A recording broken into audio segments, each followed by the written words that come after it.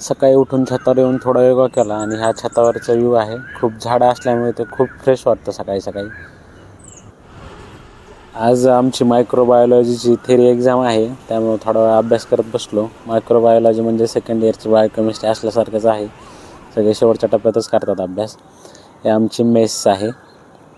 This is our mess. आणि हा आजचा मेनू आहे. चांगलं भेटतं जेवायला आमच्या मेसमध्ये. ते आमचे बॅचमेट आहेत जेवताना.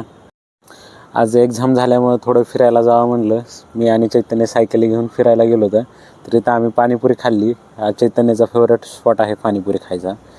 पण पाणीपुरी खाऊन आम्ही गेलो तिथं कैलास डेअरीवर. तर तिथं वेगवेगळे दुधाचे पदार्थ खूप चांगले भेटतात खाण्यासाठी. तर सगळ्यात पहिल्यांदा आम्ही लस्सी घेतली. लस्सी आहे. लस्सी खूप भारी भेटते इथं. पण इथली सगळ्यात जी फेमस गोष्ट आहे तो इथला कलाकंद पेढा आहे. तो पण खाल्ला आम्ही. बराच खर्च झाला आज, पण ठीक आहे. त्यानंतर क्लासवर गेलो तर तिथं अगोदरच वडापाव आणून ठेवले होते खाण्यासाठी. ऋषिकेश सरकडून पार्टी होती. सो असा